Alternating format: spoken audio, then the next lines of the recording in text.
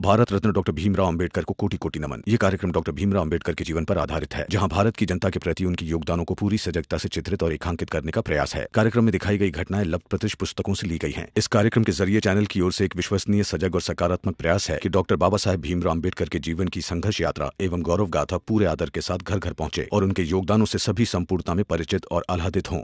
उनको अगर पता चल गया जिन्होंने हमला किया है ना कि वो आदमी आपके है, तो जरा सोचिए कि आपका क्या होगा। वैसे क्या कह रहे थे आप कि आप मेरे पति से भी बहुत ज्यादा तेज है? तो सुनिए, मेरे पति के पास आपसे भी बहुत ज्यादा दिमाग है। और आप तो हमारे हाथ का बना हुआ खाना खाते नहीं तो आपको इस बात के लिए ना मैं 2 कटोरी खीर खिलाती। अपनी औकात में रह समझी। चिल्लाइए मत। नरोत्तम जोशी को तो 1000 बार बोल चुकी हूँ, लेकिन आपको पहली बार कह रही हूँ। मेरे पति की यात्रा ना कोई रोक पाया है और ना ही कोई रोक पाएगा।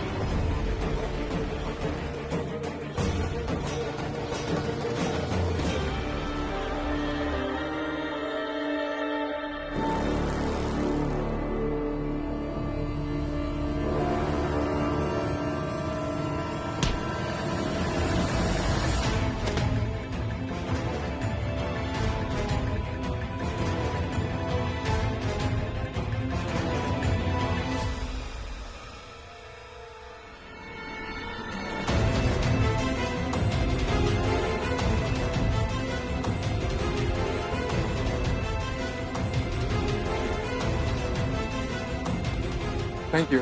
आप ठीक है ना? आपको कुछ हुआ नहीं ना? या आई एम ओके ओके। अब भाग के कहाँ जाओगे? वकील साहब प्रणाम। बस इसी बात का डर था मुझे। इस भीमराव की वजह से सर पर फिर हमला हुआ। देखा आपने? नरोत्तम जोशी,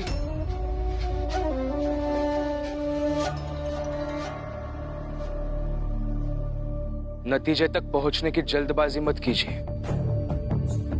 पहले देखने तो दीजिए ये लोग है कौन।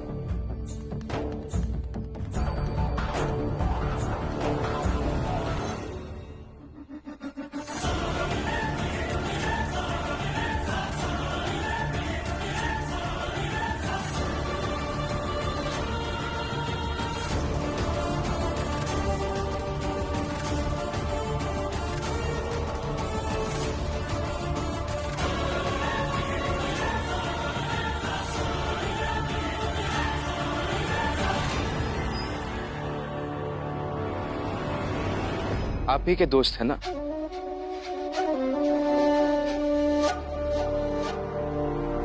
क्या मैं तुम लोगों से पूछ सकता है कि इतनी रात को तुम लोग इधर क्या कर रहा है? कॉलेज के किसी भी 4-6 लड़कों को पकड़कर उनका पिटाई करो, उसके बाद हम भीमराव पर हिंसा भड़काने का केस दर्ज कर देगा।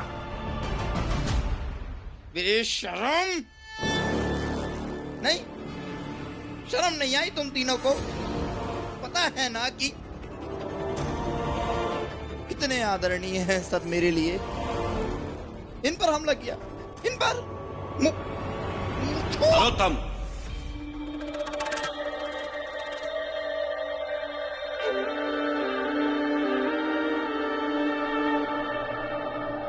ये कैसे नालायक लोगों को दोस्त बना रखा है तुमने? शर्म आनी चाहिए तुम्हें।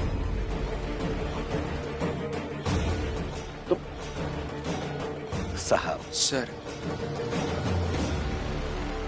सर आप बहुत बड़े अधिकारी हैं।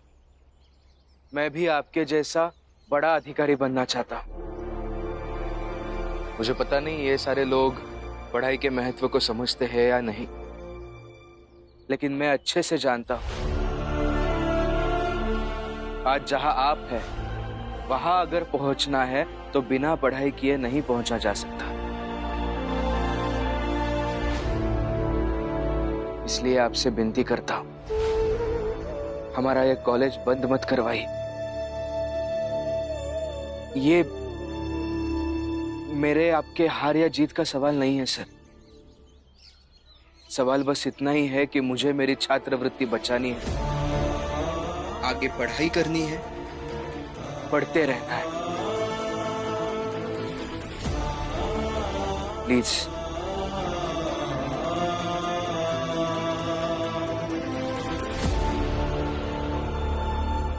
बाबा, भैया, चलिए।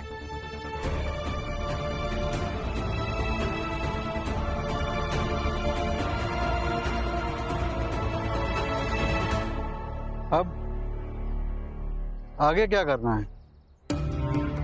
वकील हो तुम्हारा, फीस लिए, जो बोलोगे वही करूंगा। बस इतना सोच लो, पिछली बार जब तुम पर हमला हुआ था तो इन्हीं लोगों ने किया होगा ताकि तुम कॉलेज बंद कराओ, क्योंकि इनका एक ही मकसद है कि किसी तरह से भीमराव को पढ़ाई करने से रोक दे।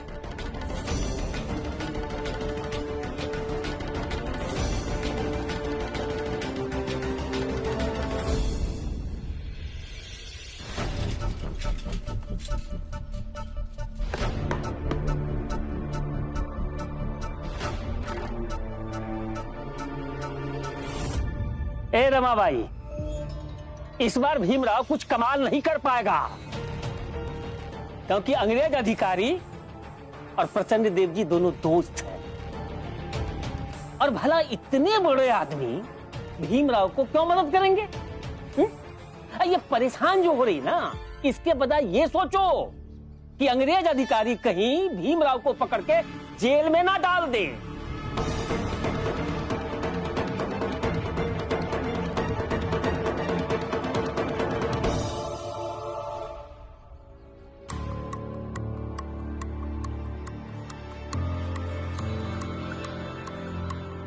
भीम,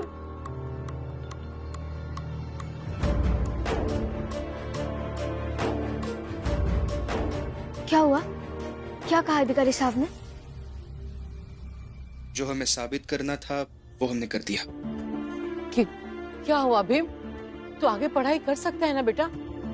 और भीम बाबू, आपकी छात्रवृत्ति बच गई ना? बुआ, भाभी, ये मामला अदालत के अंदर चल रहे केस का था ही नहीं, और कोई भी जज इस पर क्या फैसला सुना था। उस अंग्रेज अधिकारी को यह तय करना होगा कि उन्होंने जो किया वो सही किया या गलत। गलत किया।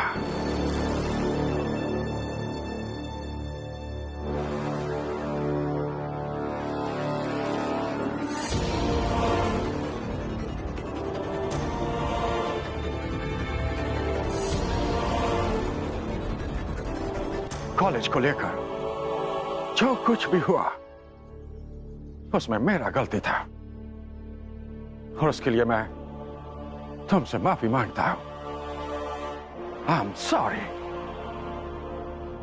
तुम जीत गए भीम।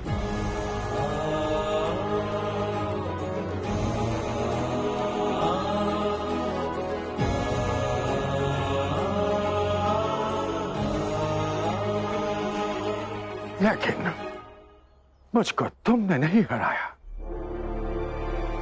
बल्कि तुम्हारी उस बात ने हराया जो बात तुमने मुझसे कही थी। सर, आप बहुत बड़े अधिकारी हैं। मैं भी आपके जैसा बड़ा अधिकारी बनना चाहता हूं। आज जहां आप हैं वहां अगर पहुंचना है तो बिना पढ़ाई किए नहीं पहुंचा जा सकता। ये मेरे आपके हार या जीत का सवाल नहीं है सर। सवाल बस इतना ही है कि मुझे मेरी छात्रवृत्ति बचानी है, आगे पढ़ाई करनी है, पढ़ते रहना है। ये लो, सयाजी महाराज तक पहुंचा देना, तुम्हारा स्कॉलरशिप बच जाएगा। ला।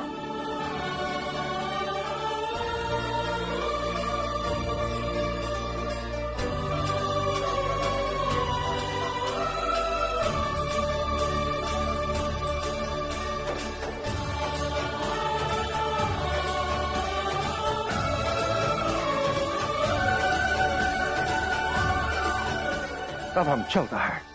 मैंने खुशी में खीर बनाई है, आप भी खाते जाइए ना।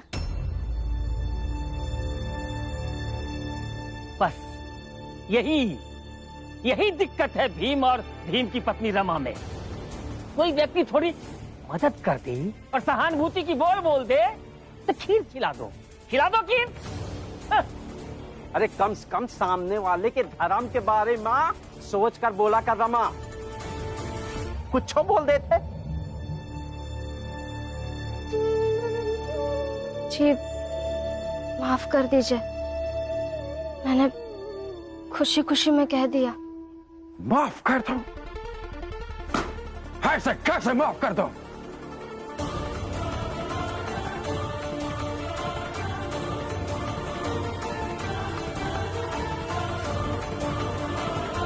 जब कहा है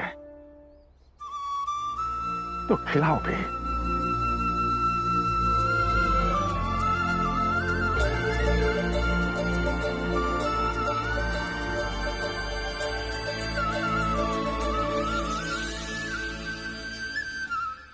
ऐसा टुकुर क्या देख रही है? हमको खीर नहीं खिलाओगे क्या? जा लेकर आओ। आप सच में खीर खाएंगे? सच में हम खीर खाएगा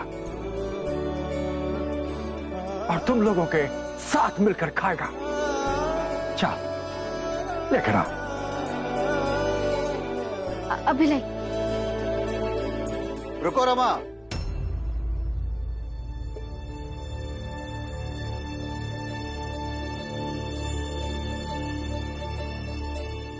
एक कटोरी मेरे लिए भी साथ ले आना।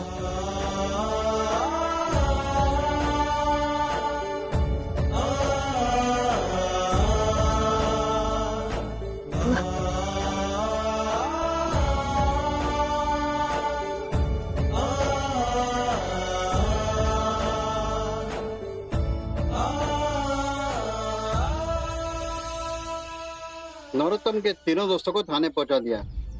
कल कोर्ट में कम से कम 1 साल की सजा तो दिलवा ही दूंगा। Good, very good.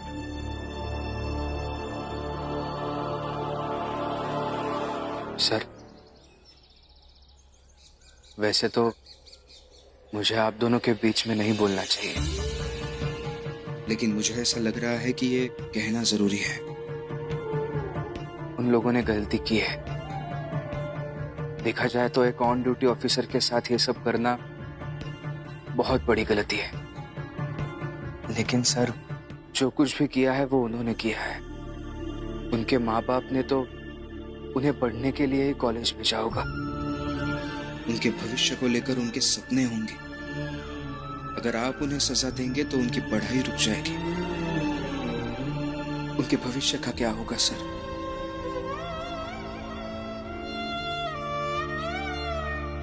मैं आग्रह करता हूं आप दोनों से, हो सके तो ये गलती माफ कर दीजिए। You are such a nice boy. जिन लोगों ने तुम्हारे साथ इतना बुरा किया, तुम उन्हीं लोगों को माफ करने के लिए हमसे कह रहा है। I appreciate you, but इस मुद्दे पर बात खीर खाने के बाद करे तो कैसा रहेगा? तुम हमको ऐसा ही खीर खिलाएगा या हमारे बैठने का वो क्या कहते हैं कि इंतजाम भी करेगा? हाँ काका।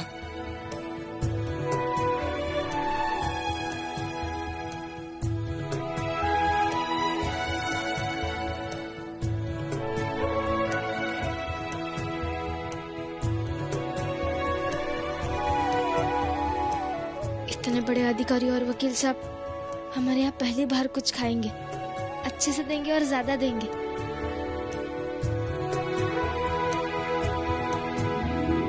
अरे रमा, आराम से करना। नहीं, रमा के घर पर तो राशन पानी ज्यादा हो गया है, इसलिए तो गिर रही है कटोरी में इतनी खीर। लग तो ऐसे रहा है जैसे दोनों के दोनों बस इन्हें खीर खिलाने के लिए पैदा हुई थी।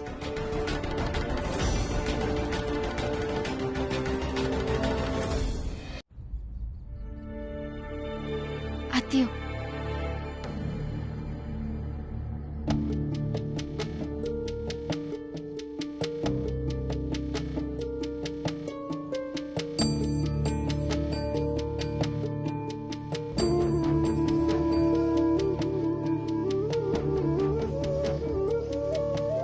नहीं आई, हमारा रिश्ता तो आपसे बना है, वो भी इस रूप में कि आप हमारी आई है और हम आपकी बहू है। और यकीन मानिए आई, बाहर वालों को कुछ खिलाकर जितनी खुशी मुझे और रमा को हो रही है, उससे कहीं ज्यादा दुख हमें इस बात का है कि हमारी आई हमसे नाराज है।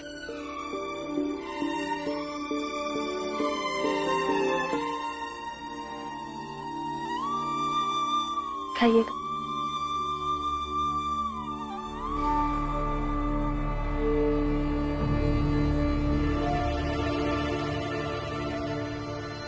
ये खीर भीम की जीत की है लक्ष्मी,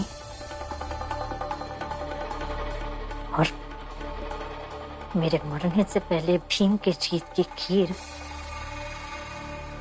मेरे गले से नहीं उतरेगी।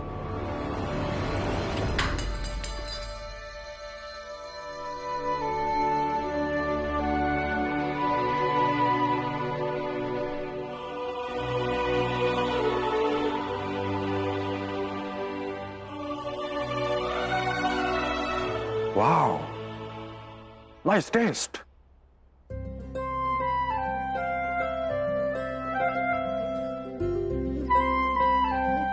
इसमें क्या क्या डाला है? साहब, सिर्फ प्यार। हम जैसे छोटी जात के लोग, उनके पास प्यार के अलावा कुछ नहीं होता है।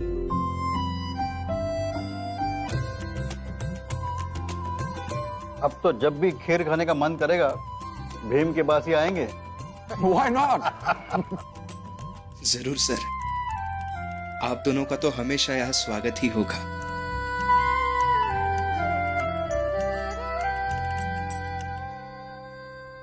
तुम्हें पढ़ लिख कर इतना बड़ा बनना है कि हर नाई तुम्हारे बाल काटना चाहे, हर आदमी तुम्हारे साथ बैठना चाहे, हर आदमी तुम्हें छूकर गर्व महसूस करे।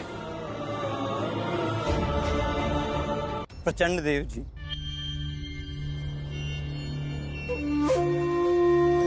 हार गए हम, और वो भीमराव हमेशा की तरह नौटंकी करके जो करना चाह रहा था वो कर गया। अपने गुस्से को काबू में रखो नरोत्तम। शांति से बैठकर अब ये सोचो कि उस भीमराव को कैसे मात देनी है। शांत हो जाओ मैं, शांत शांत।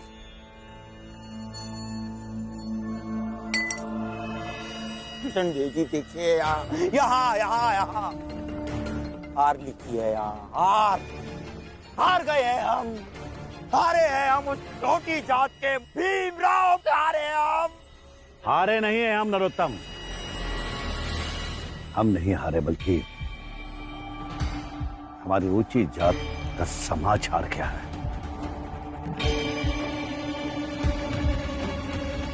आज एक बात समझ आ गई रमा। इस दुनिया में 3 तरह के लोग होते हैं। देखो, पहले वो जो आपके विरोधी है, दूसरे वो जो आपका साथ देते हैं, और तीसरे वो जिन्हें अगर अच्छे से समझाया जाए तो वो आपके साथी जरूर बनते हैं। ये अंग्रेजी अधिकारी और वकील साहब तीसरी तरह के लोगों में आते हैं। मतलब तीसरे तरह के लोग हमारे साथ रह भी सकते हैं और हमारे घर की खीर भी खा सकते हैं। बात खीर खाने की नहीं है रमा। हम छोटी जात और बड़ी जात के बीच एक गहरी खाई है, बहुत गहरी। आज की यह घटना उस गहरी खाई में एक मुट्ठी मिट्टी डालने के बराबर है। तुम देखना, मुझे पूरा विश्वास है, एक दिन ऐसे ही एक एक मुट्ठी मिट्टी इस खाई को पाट देगी। मुझे भी आप पर पूरा भरोसा है। एक दिन आपके प्रयासों से ये जरूर होगा। कितना अच्छा होगा ना तब, ना कोई कम ना कोई ज्यादा, ना कोई छोटा ना कोई बड़ा, सब एक बराबर होंगे।